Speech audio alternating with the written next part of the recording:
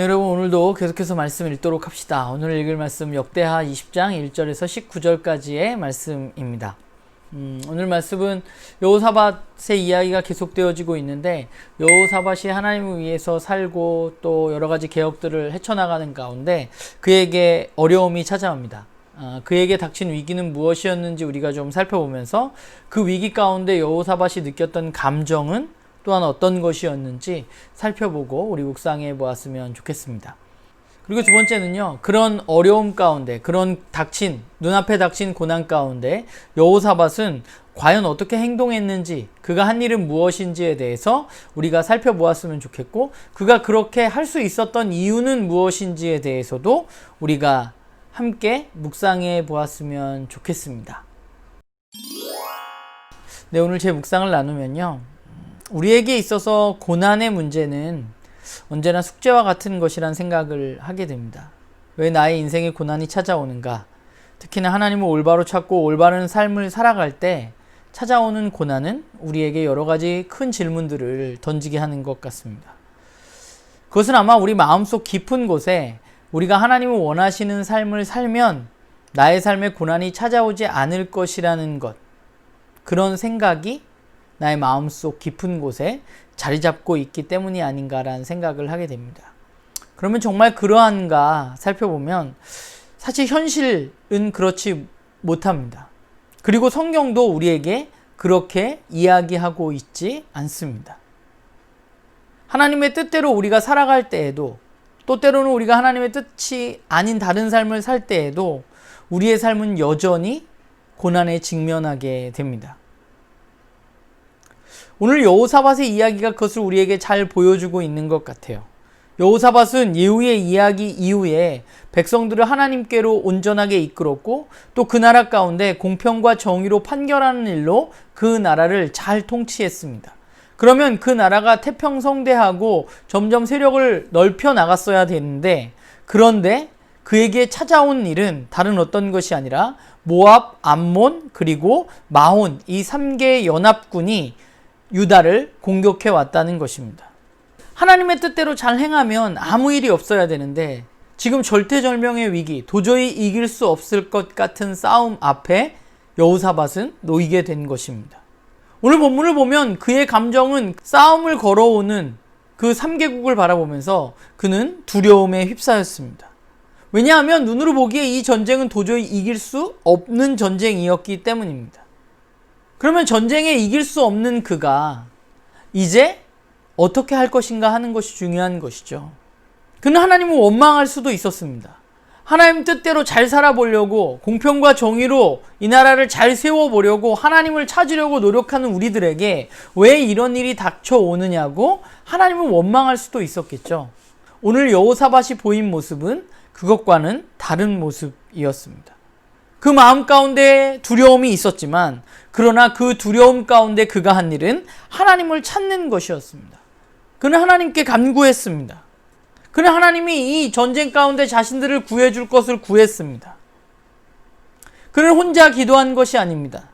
그는 온 유대 백성에게 심지어 금식을 선포하고 함께 기도할 것을 명했습니다. 상황이 이렇잖아요. 지금 전쟁은 코앞이고 적국은 쳐들어왔습니다. 더군다나 이 전쟁은 눈에 보기에도 이길 수 없는 전쟁입니다. 그런 상황 가운데 해야 할 일이 무엇일까 생각해보면 우리는 너무나 답을 잘 알고 있지만, 여호사밧은 금식하고 기도했습니다. 전쟁이 일어나는 상황 가운데, 이미 쳐들어온 그 상황 가운데 금식하고 기도하는 일이 얼마나 어처구니 없는 일인가 우리는 생각해보면, 상식으로 생각해보면 이건 너무나 이상한 행동입니다. 그러나 여호사밧은 그렇게 행동했습니다. 그가 그렇게 행동한 이유는 무엇인가요? 그가 그렇게 행동할 수 있었던 이유는 그가 하나님을 올바로 알았기 때문입니다. 하나님은 어떤 분인가요? 하나님은 여호사밧의 고백처럼 하늘의 하나님이시고 이방 나라들까지 다스리시는 진짜 왕이십니다. 그래서 그분은 모든 권력과 힘을 통제하고 계신 분이 바로 하나님이십니다. 또한 이스라엘 역사 속에서 하나님은 이방 민족들을 내쫓으신 분이고, 또 이스라엘 민족이 부르짖을 때마다 그들을 구원하셨던 분이 하나님이십니다. 그러면 하나님이 통제하는데 이런 어려움이 왜 닥쳐왔을까? 우리는 질문할 수 있잖아요. 근데 사실 성경은 그것에 대해서 우리에게 뾰족한 답을 내려주고 있지는 않습니다. 그런데 성경이 우리에게 이야기하고 있는 것은 무엇이냐면 그런 상황 가운데서도 하나님을 찾는 사람들이 있었다는 것이죠. 그리고 그런 상황 가운데 하나님을 찾는 사람들을 하나님은 구원해 주셨다는 것입니다. 여호사밧이 전쟁이 시작됐음에도 불구하고 기도하고 금식할 수 있었던 것은 그가 하나님을 진짜 알았기 때문입니다. 그가 그 하나님을 진짜 믿었기 때문입니다. 근본적으로 우리의 삶에서 진짜 주인이 하나님이신 것을 아는 것, 저는 그게 이 세상을 우리가 살아가는 진짜 지혜가 아닐까 생각합니다. 우리는 때때로 질문할 수 있습니다. 하나님이 주인이신데 나에게 왜 이런 어려움이 닥쳐오고 우리에게 이런 고난이 다가오느냐 질문할 수 있습니다. 그러나 그 질문보다 더 우선되는 것은 우리가 하나님을 찾을 때 하나님 우리를 구원해 주신다는 것이죠.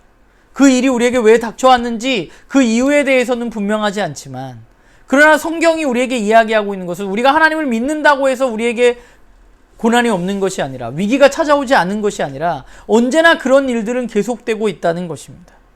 그 이유는 알 수 없습니다. 그러나 분명한 것은 하나님을 찾는 사람들에게 하나님은 구원을 베푸신다는 것이죠. 왜냐하면 그분은 여전히 살아계시기 때문입니다. 그런 여호사밧의 행동에, 그런 유다의 행동에 하나님은 응답하십니다.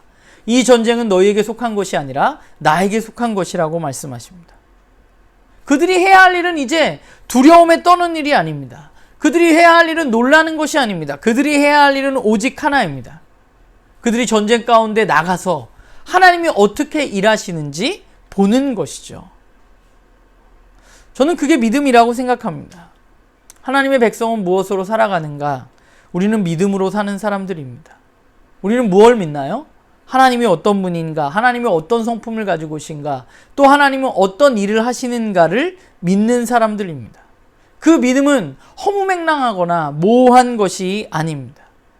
그 믿음은 실제 역사하시는 하나님을 믿는 것이고, 그 믿음은 우리의 삶에 실제적으로 드러나야 하는 것이죠. 그래서 여호사밧은 전쟁 준비보다 하나님 앞에 먼저 무릎 꿇은 것입니다. 우리가 믿는다 하면서 그 믿음이 우리의 삶에 실제가 되는 것이 생각보다 어렵다는 것을 우리는 깨닫게 됩니다. 그래서 우리는 때로는 내 믿음이 없는 건가? 라는 생각을 하기도 합니다. 오늘 그런 저에게 다시 한번 여호사밧을 좀 바라보게 되는 것 같아요. 그 믿음을 실제로 행하는 삶, 그들이 의지해야 할 대상을 분명히 알고 있는 삶, 그것을 믿기 위해 자신의 역사 가운데, 자신의 삶 가운데 하나님이 하셨던 일을 기억해내는 삶, 그것이 바로 저와 여러분에게 필요한 것이겠죠. 우리에게 고난이 올 수 있습니다. 그 고난이 왜 오는지 우리는 알 수 없습니다. 언젠가 우리가 하나님을 만날 때 우리는 그것을 따질 수 있을지도 몰라요. 왜 하나님 그때 그렇게 하셨냐고.